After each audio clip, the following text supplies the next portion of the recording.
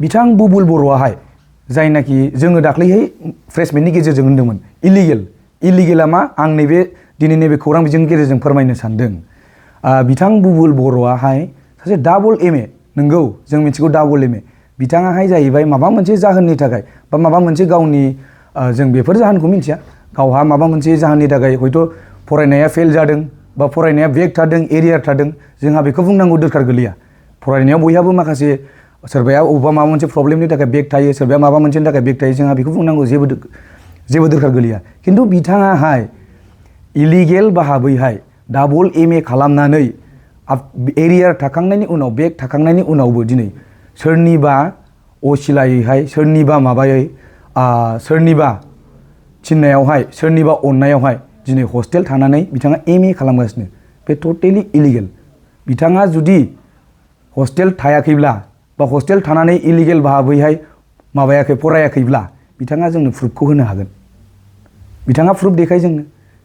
बिथाङा दिनैसिमबो हस्टेलाव थानानै गिदिर खोथा बुंगासिनो। जों गासैबो बड'लेण्ड इउनिभार्सिटिनि स्टुडेन्टखौ इनभल्भ खालामाखै कयेकजन सानै साथामसो स्टुडेन्ट दङ। बिथांमोनहा दिनैहाय इलिगेल भाबैहाय माखासे जोंनि जायनाखि बिथां हाग्रामा महिलारि सार आरो बिथां BTC खौ गाग्लोबनायनि खोथा बुंगासिनो। जों निन्दा खालामो बिथांमोना बेनिफ्राय जानगाराव थाथों। जों रावबो गासैबो बड'लेण्ड इउनिभार्सिटिनि स्टुडेन्टखौ होना जों साफा सानै जायनाखि बै आन्दलनखौ लिड लागासिनो बिथांमोनखौसो जोङो गोख्रों रावजों सोंखारिदों।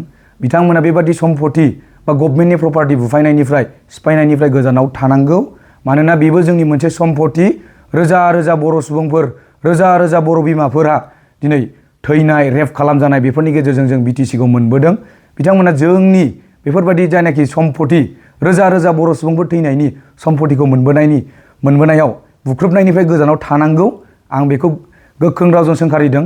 बिथांमोनाहाय जानगाराव था। बिथांमोना एन्टि नेसनेल जायनाखि क्रिमिनेल खामानिखौ जाहाथे दा मावथों। बेबो जोंनि मोनसे सम्पति। BTC खौ जोङो रोजा रोजा आइ आफा बर' बिमाफ्रा सिबियो खुलुमो। जायनाखि बिथां हाग्रामा महिलारि सारा 2003 मायथाइनि 10 फेब्रुवारियावहाय बिथाङा एकर्ड खालामनानै जोङो BTC खौ सोरजिदों। जायनाखि जोङो बिथांमोनखौ गोख्रों रावजों निन्दा खालामदों। बिथांमोना बेफोरबायदि एन्टि खामानि मावनायनिफ्राय जानगाराव था। आरो माखासे जायनाखि जोंनिनो माखासे स्टुडेन्टफोर दङ जाय बिथांमोनाहाय दिनै बेफोरखौ मिन्थिया सोरनिबा लेंनायाव सोरनिबा थिननायावहाय बैफोरबायदि आन्दलनाव जरित जाबाय थादों। बिथांमोना सिंनि खोथाखौ मिन्थिया। बिथांमोना राजनितिक भाबैहाय मा खामानि मावनो नागिरदों मा खामानि मावनो नागिरा बै निउट्रेल स्टुडेन्टफ्रा मिन्थिया। बेनिखायनो बिथांमोनाबो सारिजालि खालामनानै नायनानै आन्दलनाव ओंखार। जों आन्दलनाव दा ओंखार होनाखै रावखौबो। ओंखारनांगौ प्रटेस्ट खालामनांगौ बेबो जोंनि मोनसे हारि। खिन्थु प्रटेस्ट खालामखांनायनि उनावहाय दिनै जोंनि जायनाखि गभर्नमेन्ट प्रपार्टिखौ बेबादि बुफायनो मोना। बेबादि बुफायनायनिफ्राय जानगाराव थाथों। गासै खौरां नायगिरि नोंथांमोननिसिम गिबियावनो अननाय आरो सिबिनायखौ बावहरबाय। दाख्लैसो जोङो प्रेस मिट लेंदोंमोन आरो बे प्रेस मिट लिंनायावहाय जों बिथांमोना जानाखि जोंखौ प्रेस मिटनि गेजेरजोंनो बिथांमोना जोंखौ रिप्लाइ होदोंमोन बा फिनजाथाय होदोंमोन। जोङो बिथांमोनखौहाय एन्टि बड' होनदों। दा बिथांमोनाहाय जोंनि भिडिअ'आव नायफिन बा जोंथ' बिथांमोनखौ एन्टि बड' होनाखै। जों बिथांमोनखौ एन्टि नेसनेल होनदों। एन्टि नेसनेला मा आं बेखौ नैबे प्रेस मिटनि गेजेरजों फोरमायनि। एन्टि नेसनेला जाहैबाय मोनसे जायनाखि गभर्नमेन्ट प्रपार्टिखौ डेमेज खालामो बा सरकारि मोनसे माखासे सम्पतिफोरखौ डेमेज खालामो बेखौ एन्टि नेसनेल होनो। जायनाखि जोंना BTC आबो मोनसे भारतारि संबिजिरजों फैफानाय भारतारि संबिजिराव हरनाय मोनसे संबिधानजों सोलिनाय मोनसे BTC। जाय BTC खौ जोङो रोजा रोजा बर' फिसाफोर सोरबा गावथार जानाय सोरबा बुथार जानाय बेफोरनि गेजेरजों मोनबोदों। दा जों बिथांमोनखौहाय माब्लानि समावहाय माब्ला एन्टि बड' होनखो मालानि समाव दाख्लैनि जानाखि बिथांमोनाहाय जाय भिडिअ'आव जोङो प्रेस मिट होदोंमोन जायखौ जों प्रेस मिट होदोंमोन बिथांमोना बे भिडिअ'खौ नायफिन। नोंथांमोना जोंनो प्रुफ होनो हागोन। जों माला बिथांमोनखौ एन्टि बड' होना। जों होनदों बिथांमोनखौ एन्टि नेसनेल जायनाखि गभर्नमेन्टनि प्रपार्टिखौ डेमेज खालामदों बिथांमोना।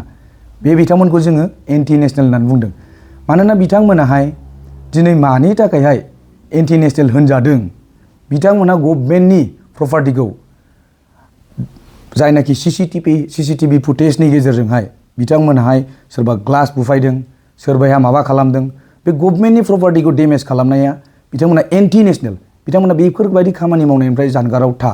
मानोना बिथांमोनाबो साफा साफा बर', जाय बर' हारिया बिटिसिखौ रोजा रोजा बर' सुबुंफोर थैनाय थांनाय, सोरबा रेप खालामजानाय, सोरबा बुथारजानाय, बेफोरबायदिनि गेजेरजों मोनबोदों। आंबो सासे बर', आंबो सासे ट्राइबेल स्टुडेन्ट।